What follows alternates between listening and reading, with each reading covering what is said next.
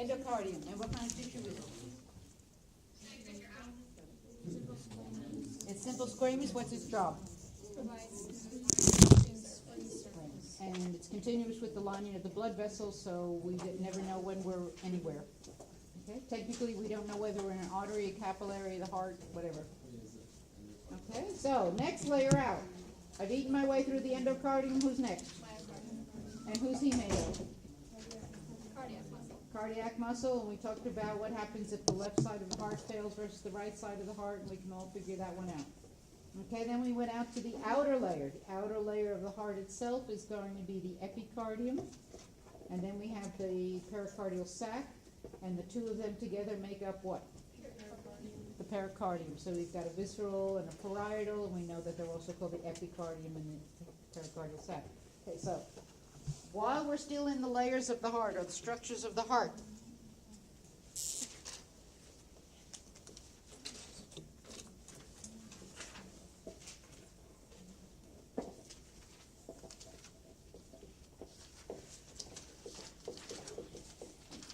students like to take this next section and simply memorize a list of the characteristics of cardiac muscle. That's not what the question's going to be. The question is, how does that characteristic affect the heart's function? Okay, so first we need to know what the characteristics are, then we go back to function. So, kid knocks on your door at Halloween and says, I'm dressed up like a cardiac muscle cell.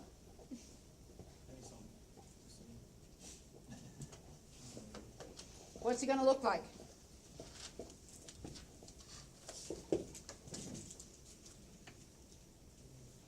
You did look at slides of cardiac muscle tissue in lab. Yes? They're like interrotating discs with one nucleus in each. Okay.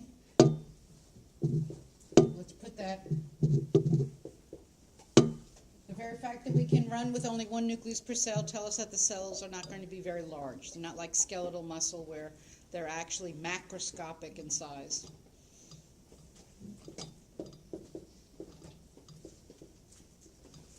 Intercalary discs are like seams between cells. They're like the seam that helps weave the cells together. So how does that affect heart muscle function? If I have two cardiac muscle cells, and where they sort of interdigitate is my intercalary disc. What's that going to do as far as the heart function is concerned?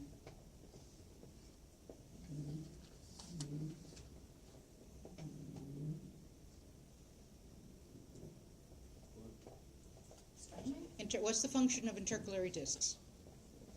It's going to have twofold. It's going to help hold the cells together. Rather than have two cells that look like this, what we have is much more connection between the cells. So it strengthens the bond. If anybody's into sewing or carpentry, you know that interdigitated joints are going to be much stronger than two joints that are just flat against each other, kind of thing. So one thing it does is it strengthens heart muscle. And you can see that when you're cooking, because when you take skeletal muscle, you can separate the fibers. When you look at heart tissue, you can't separate the fibers like you do skeletal muscle, because the cells are too interwoven with each other. So it means there's this dog.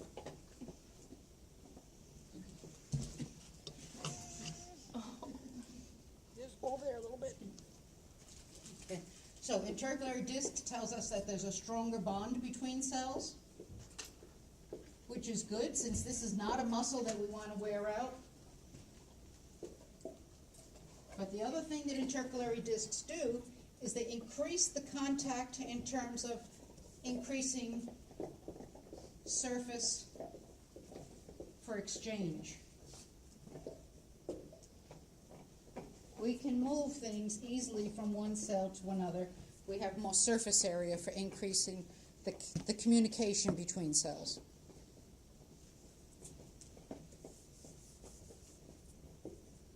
Striated or not? Yes. Yes. Striated means that the actin and myosin proteins overlap. That's what gives you the striation. The actin and myosin fibers are overlapping. And what that tells us as far as function is concerned is it means that the muscle cells are ready to contract as soon as they're stimulated. Smooth muscle. It takes longer to contract because in smooth muscle, the fibers are all over the place, and the first thing they have to do is get in line and then contract. So this being overlapping, being striated, tells us that we have a relatively rapid response to a stimulus. Because the muscle proteins, the contractile proteins are already in place.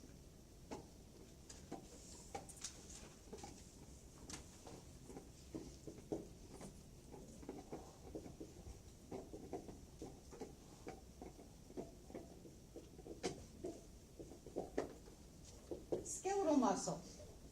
How do we get a skeletal muscle to contract? You did take A&P 1, I hear. How do we zap a skeletal muscle to get it to contract?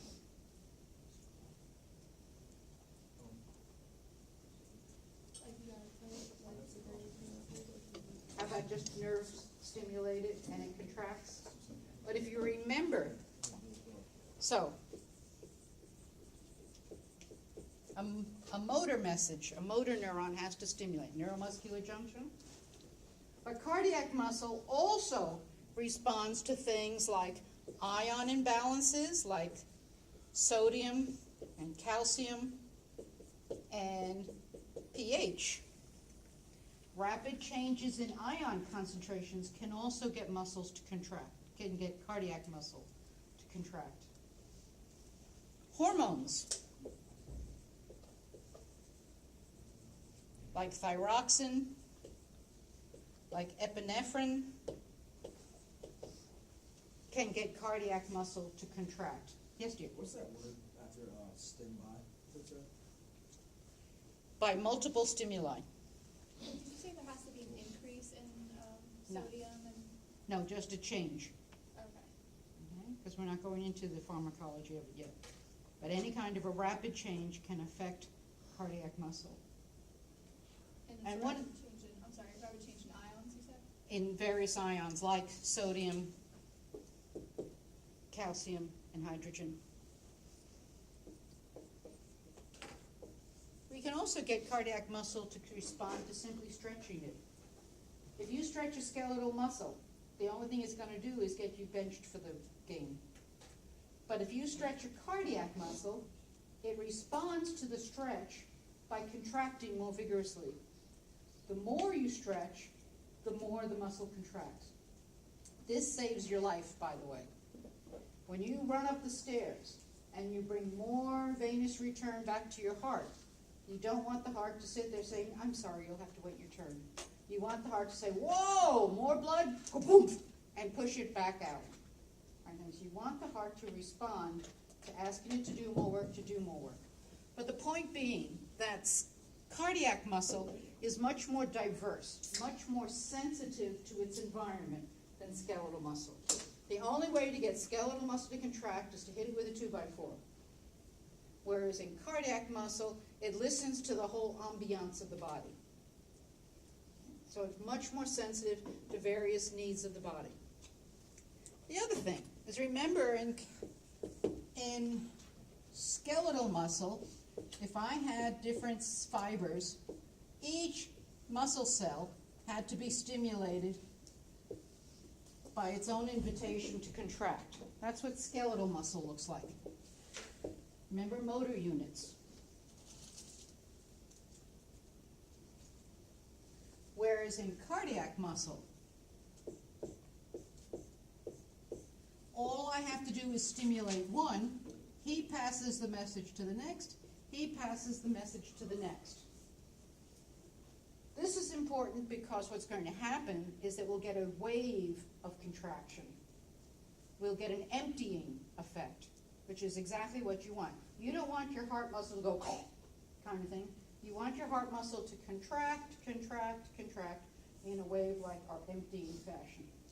And that's what happens here. And that goes back to intercalary discs, because the more communication surface there is between cells, the easier it is to pass the message from cell to cell to cell. cardiac muscle cells,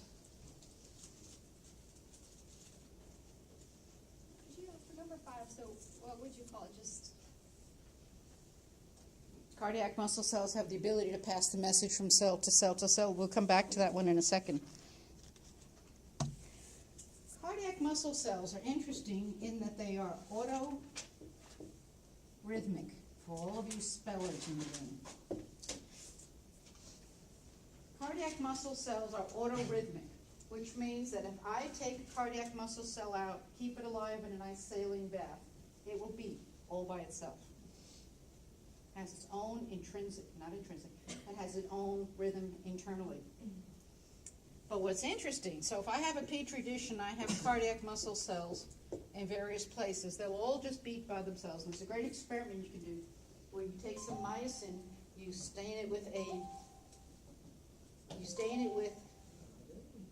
a fluorescent dye, and then turn off the lights in the room, and you look at this plate, and you'll see all of the cells twinkling almost like stars in the sky as each one of them independently contracts. Is it true the nodes or the mouths or whatever, those are like the empty mouth? Hang on, we haven't gotten there yet. Okay? Then what you do is you take this plate, if we take this plate of cells and we line them up, they will all contract in sequence. Even though they were all independent, if we put them in physical contact with each other, they all will pass the message from cell to cell to cell from one stimulus, and we call that a sensation. Go for it. It even works. Doesn't sound like it. Sounds like it's spinning its wheels. Okay, a sensation is a contractile unit. It's when a group of cells contract. When a whole group of cells work together. In the heart, we have two syncytia. The atrial cells all contract together, so we have an atrial syncytium. And then the ventricles will contract, so we have a ventricular syncytium. We have an atrial syncytium, and we have a ventricular. So we have two units of contraction. The atria will contract and push the blood into the ventricles. And the ventricles will contract and push the blood out of the heart. So, If, atrial is in, you said? sort of. Okay. If we break the syncytium and all the cells decide it's every cell for himself, and they just twinkle independently, then we have what's called a fibrillation. Fibrillation is when we break the syncytium and every cell just does its own contraction thing. It just wobbles. Yeah. So I have two questions. So you said the atrium and that's the two syncytium. Right, there's two groups of contracting cells. Cells of the atrium contract together, and then the cells of the ventricles contract together. Okay. And then the fibrillation, that's like Fibrillation, when we break the rules, we that's like break the ability. regular heart rhythm. No, that's abnormal. That's when every cell starts. If you have a million cells in your heart, every cell is going all by itself. Okay. And the heart stops pumping. There's no more pulling the blood through. So what do we have to do when this happens? We defibrillate. Okay? You defibrillate. Now be careful, because when we defibrillate, all we're doing is sending a very powerful electrical current through the heart and stopping the heart. People like to think that because you put an electrical current through, you're stimulating the heart. No, you're basically yelling, "Stop! Everybody stop!" kind of thing. And then you hope that the pacemaker cells will pick up and start the syncytium again. A defibrillation does not make the heart go again. It stops the heart. And then you don't see it, but they cross their fingers behind their back and hope that the natural pacemakers will start up again. Yeah. So fibrillation is when You lose the syncytium, you lose the organization, and every cell starts to contract on its own. I think of it like having having a bunch of kindergartners in the big gym, letting them all run around totally randomly. And then somebody blows the whistle and gets them all to stop. It's time to line up for milk and cookies. You said lead organization Hmm? You said use organization and You lose the complete coordination of the cells. They all contract independently, so you lose the pumping action of the heart because the heart's basically just trembling. Okay, so we have, each cell is autorhythmic, but when you put them together, they work in groups, a syncytium. And autorhythm means Independent, if a cell is all by himself, he'll contract all by himself, provided you keep him alive.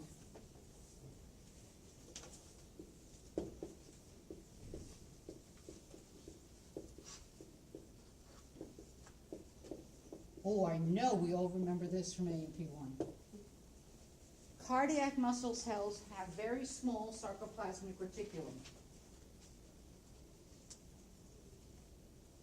Anybody remember sarcoplasmic reticulum? He's the membrane in the muscle cells that store calcium. So this means that these cells don't have the ability. They have very poor, they store very little calcium. And yet we need calcium to contract. So when heart muscle wants to contract, he has to go outside the cell and pull calcium in from the outside in order to contract. This means, one, we have a slower contraction because you added a step of go get the calcium. It's like you want to make chocolate chip cookies and then somebody's eating all the chocolate chips. Procedure is longer because you've got to go buy the chips before you can make the chocolate chip cookies. Okay, they have all the ingredients are in the house, you could do it. And the second thing it means is that heart tissue is very susceptible to too much or too little calcium in the blood. If your parathyroid calcitonin hormones aren't keeping your blood calcium levels just right, one of the first things you're going to see is an irregular heartbeat. If there's not enough calcium in the fluid around the heart, then the heart's going to be lethargic. If there's too much calcium around the heart fluids, then the heart's going to be too rapid, too spontaneous. Yeah. So you said the sarcoplasmic reticulum, it has He a small stores one? calcium. But in this case, if I don't have a lot of sarcoplasmic reticulum, I can't store all of my calcium needs. So is it decreasing it or just a small one? Like small? All of the same, all of the above. There's not as much as you would find in skeletal muscle. Okay, and the reticulum is just muscles that, Sarcoplasmic reticulum was the organelle that's the membranous pathway through a cell. that stores the calcium. Right. In muscles, it's a place where you store calcium. Okay.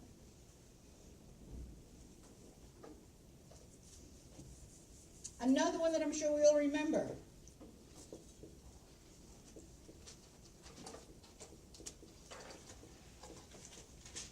When we were talking about muscle myograms, how you stimulate a muscle, we have a period of contraction, a period of relaxation, and we have a refractory period. The refractory period is the amount of time after the first stimulus before the cell can respond to a second stimulus. Now, most skeletal muscle has a very short refractory period so that you can go through summation and tetany. Could you say that one more time, the amount of time after the first stimulus that? Before it will respond to a second stimulus.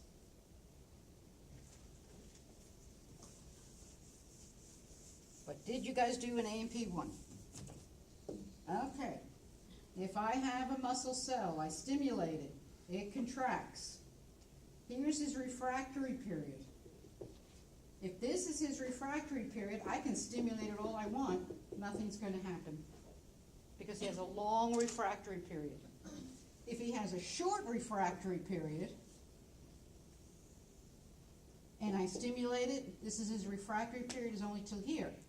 As soon as I stimulate him again, he's going to sum, and he's going to tetany. Cardiac muscle can't do that because it has a long refractory period, which means once I've stimulated it, I'm sorry, I'm busy, I have a headache, I can't do anything. until way over here when I have finished a complete contraction. It's a safety net. It means that your heart will always finish a contraction before it takes another stimulus and does another contraction. You don't want your heart to look like that. You don't want your heart to do that. You want it to very rhythmically complete a contraction before it does another one. So having a long refractory period ensures that your heart's going to completely fill, completely empty before it takes on another one. I think, lastly, if we look at cardiac muscle tissue, it turns out the cells have lots of mitochondria. And of course, heart tissue is very vascular.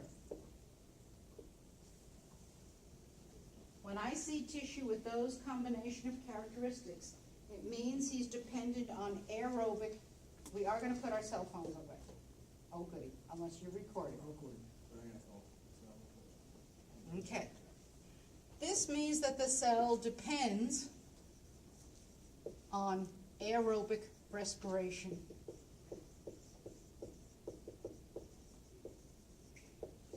For energy.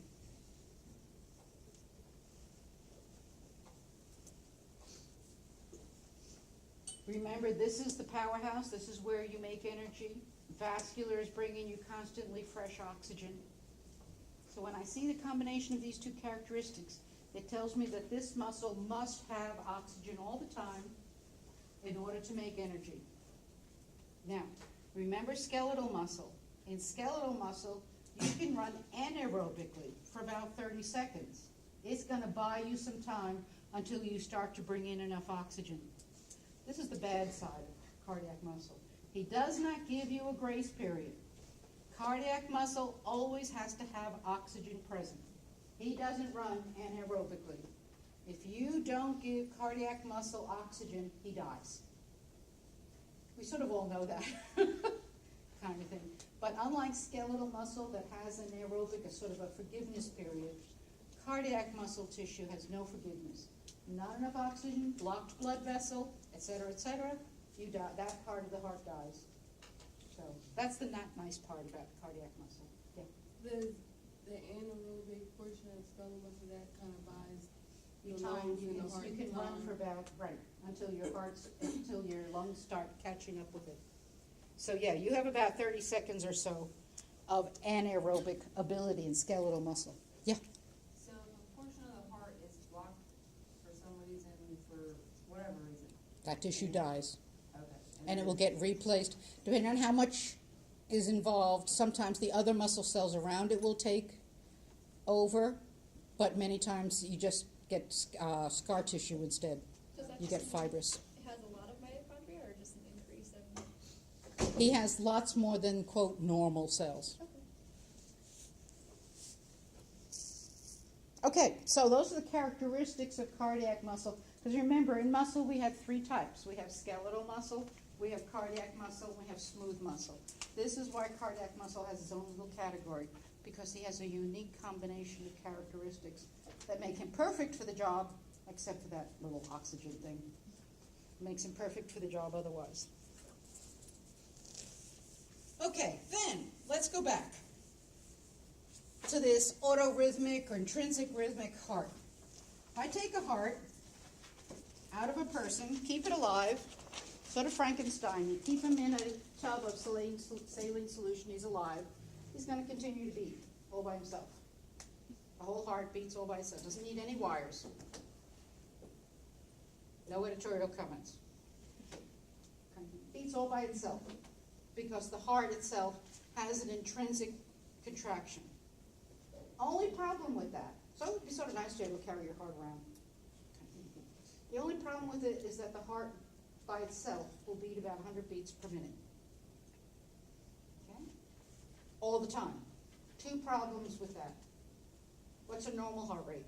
6,400. You're very variable people. Somewhere in the 70s. Somewhere around the low 70s. Should be a fairly normal adult heart rate. Okay?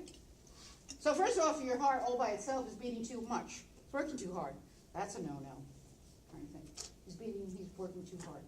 But secondly, there's no way to tell it it's time to go to sleep, slow down. There's no way to tell it I'm running up the stairs, speed up. So we need to have a control mechanism that's going to control heart rate. And that's called the cardiac reflex. Cardiac reflex is going to allow us to control heart rate.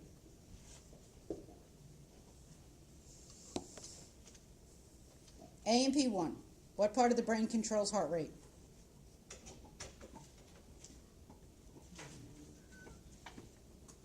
I thought it was hypothalamus, that's all. No, but the hypothalamus does everything else. It's going to be our medulla oblongata. Okay, the medulla oblongata controls heart rate. He's going to listen to two sets of information. He's going to have nerve endings that line the arteries. Oh, sorry, that's a vein. He's going to have nerve endings that line the veins feeding into the heart, the vena cavas. And when he senses that there is an increase in venous return, that message goes up to the medulla. If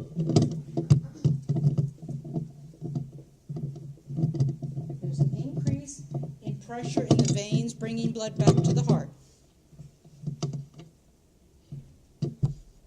the medulla will send out a message. Okay, what's the message going to, what do we want to do to heart rate when there's more blood trying to get into the heart? We want to speed it up. So what we're going to do is we're going to send out, they stayed up late thinking of this, they're going to send a message to the heart using the accelerator nerve. And the accelerator nerve is part of the sympathetic nervous system, and he's going to increase heart rate. Okay, when there's an increase in venous return, the heart has to work harder to process it. It's like a whole bunch of customers trying to come into the store. You certainly want to open more aisles to get them through. So if there's an increase in venous return, the medulla is going to measure that pressure, and it's going to say beat faster. So I'm going to send a message from the medulla using the accelerator nerve.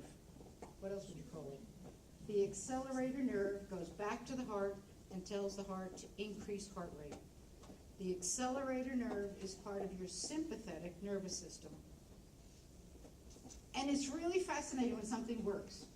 You start running up the stairs, your heart's not beating faster.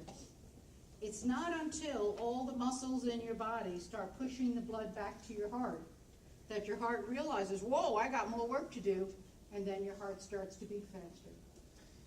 So you're standing at the bottom of the stairs, unless of course you're afraid of running up the stairs kind of thing. You're standing at the bottom of the stairs, your heart is beating normal. You run up the first couple of stairs, your heart is still beating normal. It takes until all that venous return comes back up, tells the medulla, I got to beat faster. So I love it when it, you can actually feel it, sort of thing. Now, on the other hand, there's also pressure receptors in the blood vessels in the aorta and carotid. There's pressure receptors in the arteries leaving the heart. These pressure receptors are also going to report to the medulla. When there is an increase in arterial,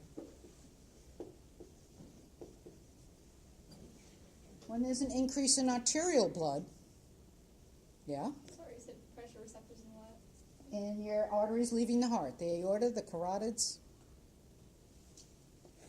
Then the medulla is going to interpret that as, wait, the heart's working too hard. I don't want the customers leaving the store too fast. So what am I going to do instead? I want them in. I just don't want them to leave, kind of thing. So now I'm going to slow the heart. So I'm going to send a message down by the vagus nerve. And the vagus nerve is part of the parasympathetic nervous system. And it's going to decrease heart rate. When you need to have have the heart beat faster because there's more blood coming back, accelerate. When blood is leaving the heart too fast, then you want to do vagus nerve and slow the heart rate down. This is not obvious, so think about it. Students get this one wrong. In part, they get it wrong because they don't understand the term cardiac reflex. Cardiac reflex is how do we control heart rate. The medulla listens to blood coming into the heart, it listens to blood coming out of the heart, and then adjusts heart rate appropriately. Okay? But it's not necessarily intuitive. Yeah. You said on the medulla oblongata, the thing is the vagus He's going to nerve. go, uses the vagus nerve to get back down to the heart and to tell the heart to slow down. Because the vagus is part of the parasympathetic nervous system. There. So you said read the artery like the aorta and the carotid. The arteries leaving the heart. Who are the arteries leaving the heart? They're going to be the aorta, and they're going to be the carotids. Those are the biggies. Which is one of the reasons why I worry about my friend having his carotids scraped today, because there's all these very important pressure receptors in there. If I scrapes a little too hard, he's going to lose some sensitivity. Okay, so cardiac reflex is telling us how to control heart rate. It's listening to the venous blood coming back. It's listening to the arterial blood going out. What happens in the heart itself? How does the heart actually know to contract one way or another? It turns out that we have a conduction pathway. Now you guys should know this from lab already if you're walking into a lab practice. The conduction path is the path of the impulse through the heart. The conduction pathway is the path of the impulse to contract running through the heart. And the neat thing is, these are not nerves. These are not nerves. These are simply modified cardiac muscle cells that have decided, it's sort of like when you're in a committee meeting and nobody will take charge. Somebody's got to do it, kind of thing. So when you dissect a heart, you didn't see conduction structures. There's nothing special there. There are no special nerves attached to the heart. It's a functional definition rather than a physical distinction. The conduction pathway is going to start in the upper right-hand corner, upper right atrium, and that's going to be your sinoatrial node, or SA node. Just be careful, there's lots of abbreviations, they're going to sound similar. The SA node is the first part of the heart to say contract. He's what the accelerator and the vagus are talking to. They tell the SA node fire faster, they tell the SA node fire slower. But the SA node is the boss of the rest of the pathway. So the SA node is called the pacemaker of the cell. The SA node is also called the pacemaker. Now the impulse radiates from the SA node throughout the atria. So the SA node fires, the impulse spreads. Remember, the heart muscle cells can pass the impulse between themselves. So the impulse to contract spreads through the atria, and then all the atrial cells will contract and push the blood into the ventricles. On the floor of the right atrium is going to be another node. He's called the AV, or atrioventricular node. And be careful. Again, there's AV valves. This is AV node. And the AV node is going to take the impulse and he's going to send it down the interventricular septum. And that's called the bundle fibers or the bundle of His, depending upon how old the surgeon is. The bundle of His, bundle fibers. When I hit the apex of the heart, the path then moves up the sides. And that's the Purkinje fibers.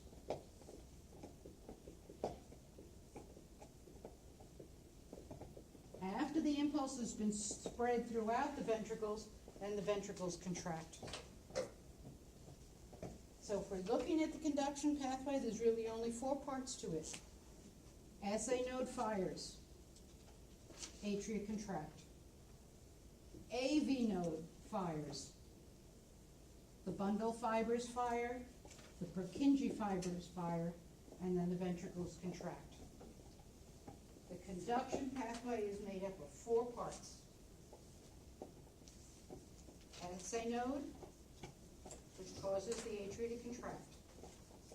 Then the AV node sends a message down the inner wall through the bundle fibers, sends the message up the sides of the ventricles in the Purkinje fibers, and then the ventricles contract. And it's very important that it happen in that sequence. You want the atria to contract first, push all the blood into the ventricles, so that when it's time for the ventricles to contract, there's lots of blood in the ventricles, they're full, they're ready to go. Okay? But the AV, pause, SA, pause, AV, let the heart fill, and then empty. Conduction pathway is the path of the impulse to contract through the heart. 4 parts to it: SA, AV, bundle fibers, Purkinje fibers. Now, some of you looked on the heart model. There's that great big coronary artery that feeds this ventricle, this septum. If that artery gets blocked, the tissue in that wall dies. And if the tissue in that wall dies, look what happens to the conduction pathway. People generally die soon afterward. Sometimes we refer to it as a bundle block because the pathway of the bundle fibers has been blocked. Sometimes we can go around it. Yes? You said the AV node is on the floor of the right atrium? Yep. Is it on one side or just? Always on that one side. You should see it in the heart models. In the big heart model is that green slash. Okay? So we've got 3 things that happened here tonight. We talked about cardiac muscle tissue characteristics. We talked about the reflex, and the reflex controls the conduction pathway. The reflex controls the conduction pathway. So we can do one more thing, and that will put us pretty on good time, and that is to talk about the cardiac cycle. But I warn you, students get screwed up on exams because they don't know the phrase. Conduction pathway, the pathway through the heart. Cardiac reflex, how the brain controls the heart. Just that one more time. The conduction pathway is the path through the heart. The reflex is how the brain tells the conduction pathway how to work. And then what we're going to talk about is called the cardiac cycle. And the cardiac cycle is simply going to be a story of the blood moving through the heart. It's just a story of the blood moving through the heart. Blood moves through the heart because of 2 important things. We have to have a good conduction pathway.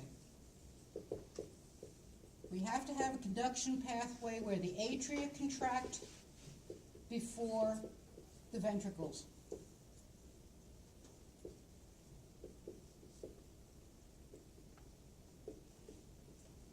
So we have to push the blood in the right direction. The second thing that's important about a healthy heart is that your valves are one-way valves. That means that once I push the blood into the next chamber, it stays there. Okay? We have to have one-way valves. So between those 2 structures, we can get the blood to move through the heart the way we want. I'm not going to draw a whole heart. We're just going to draw one side because it's exactly the same. Everybody understand? This is the atria. This is the ventricles. Okay? Both sides of the heart do exactly the same thing. When the heart is relaxed, that's where we usually start the cardiac cycle. The heart is relaxed. That means it's the time that the heart is filling. So here comes blood. 80% of the blood goes right through the atria into the ventricles, which is why sometimes when we transplant hearts, we just do the ventricles. Most of the blood will go right through. Some of it will stay in the atria, but most of the blood goes right through the atria into the ventricles. Now, what that means is that my semilunars better be closed.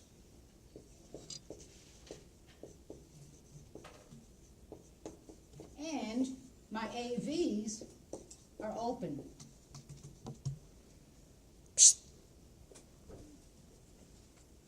I know you're very cute. Sit down. Don't bother people. Sit. Here. Okay. The heart is empty. The heart is filling. The heart is completely relaxed. We're going to see that this is important because the slower a person's heart rate, the more it's in this stage, and therefore the more completely it can fill.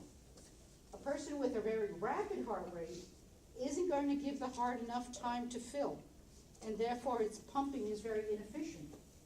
So you want to have a slow heart rate. Gives the heart time to fill. Next thing that's going to happen is the SA node fires. And remember, the SA node fires is going to cause the atria to contract. So now our diagram is going to look more like this.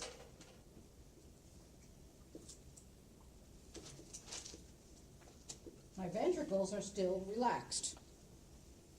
Atria contract, ventricles relaxed.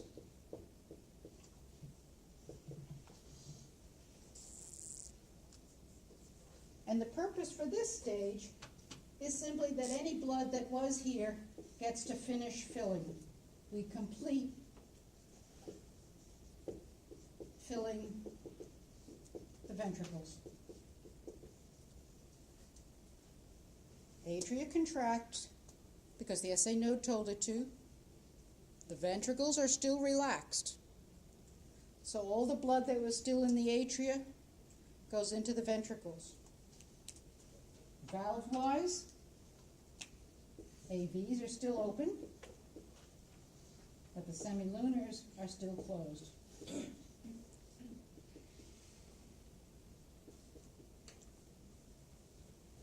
Anybody know what topping off at the gas station means? You tap a little bit more, get the last of the gas from the hose into the... That's what's happening here. We're just topping off the ventricles. We're making sure that any blood that was in the atria gets into the ventricles. Is the second diagram different from the first one, or is that just the next step? It's the next step. In this case, both chambers are equal size. In this diagram, this chamber is much smaller because it's contracted. Okay. This chamber is still relaxed. Okay. Yep. Is it the pressure that doesn't allow, like I know the valves like help keep the blood in too, but like it's liquid, you would think that it... Hang on to that thought. Okay, hang on. So now what's going to happen is the AV node's going to fire. When the AV node fires, and he's going to cause the ventricles to contract. Well, the atria have finished. They've finished their job. So the atria are going to relax. So let's see what that's going to look like. Here's my atria. They're relaxed. But now the ventricles are contracting. Now the ventricles are contracting.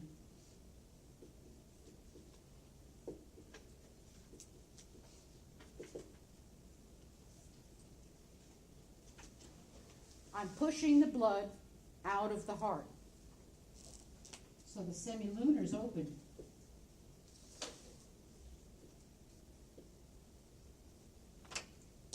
So the blood can leave. But the blood's feeling constricted. He's going to try to get out any which way he can. He's going to try to go that way. He's going to try to go that way. What's going to stop him from going backwards? The AV valves aren't going to let it. So the AV valves are going to slap shut.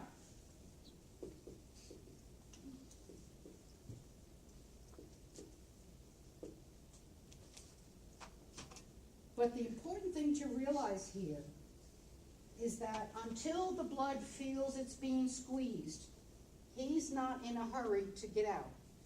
Once he starts to be squeezed, he wants to get out any way he can. So he's going to try to push his way back into the atria. But he can't because the AV valves will close. But it's actually the blood itself that's pushing the AV valves closed. The AV valves are hanging loose. But once the blood tries to come back, they get pushed closed by the action of the blood itself. I want people to realize that the valves are not closing because of some nerve telling them to or something. They're simply getting pushed because the blood's trying to get back in that direction. The only way he can get out now is out through the ventricles, out through the semilunars. So, this is probably a really, really old analogy. Remember in the first Star Wars movie, they think they got away from the guys in the white outfits, kind of thing, by going into the trash compactor. And they thought they were all safe. And they didn't realize for a while that the walls were moving in on them. It was only after they realized that the walls were moving in on them that they tried to get out. So the ventricles are actually contracting for a significant amount of time before the AV valve slaps shut, because the blood doesn't realize he's in trouble. And then when he does, then we'll hear the heart valves slap shut. The valves have already, the ventricles have started to contract. There's a time lag before you hear the valves slap shut. And then we're moving the blood out into the aorta, out into the pulmonary trunk. Okay? So when the blood is finished, we're back to the first diagram. Atria relaxed, ventricles are relaxed, everybody's relaxed.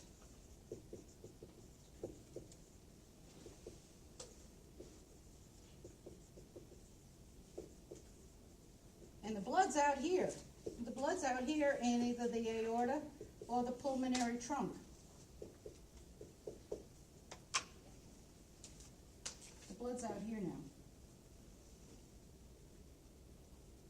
But the aorta and the pulmonary trunk are elastic arteries, which means that they spread out to let all that ventricular blood come out, but then they're going to snap back into place. They're going to recoil back into place. And when they snap back into place, the blood here is going to have to get out of there. When the recoiling, when the elastic arteries around the heart snap back into place, the blood wants to go this way, okay? The blood wants to go back into the heart. He just wants to get away from the recoiling blood vessels. Can't do that because the semilunars are one-way valves, and the blood's going to push, so the semilunars close. And the blood is forced to move away from the heart. This diagram is exactly the same as this diagram, because what's happening, kind of thing, is the blood's out here, and it's time for new blood to start coming in. So we basically cycled. But the whole point was that none of this would work if our one-way valves didn't work right. And it wouldn't work if the conduction pathway didn't say atria contract first, ventricles contract second. If your conduction pathway doesn't work right, if your one-way valves don't work right, then blood is not going to flow smoothly in the direction that we want it to. Yeah? So this is when the heart, well, this is when it contracts and the blood's either moving to the lungs to get oxygenated or out of the heart to get, okay. So there's Either still, the pulmonary or the aorta. okay, so they're still going both ways, but that one contraction makes them both move. Right. Okay. Both left and right hearts should be doing exactly the same thing at the same time. Okay. So for purposes of making the diagram simple, we just used one atrium, one ventricle. This is the cardiac cycle, though. It's showing the path of blood moving through the heart. Fill the heart, top off the ventricles, contract the ventricles, don't let the blood go back, and then push the blood out, even though it wants to come back in. It's sort of like, I can think of a horrible example. Husband's gone, it's time to break out the wine and do whatever you do. I couldn't think of anything else, I'm sorry. Okay, so we've gone through cardiac cycle, cardiac reflex, conduction pathway, and characteristics of cardiac tissue. What we have left is ECGs and cardiac output. So we do have one more lecture to talk about, heart. So we are pushing the exam back, so we'll finish on Wednesday night, we'll have our exam the following Wednesday night. Make sure that you understand that that exam is full period, 4 pages. 2 pages on endocrine, 2 pages on heart. The quiz you took on endocrine is what the first page looks like. The quiz you just took tonight is what the 3rd page looks like. Okay? So we'll get this back next class. Oh, yeah. What's the second page about? Second page is every, well, we're gonna make a list on the board next time. I Somebody corrected that, remind so me. there's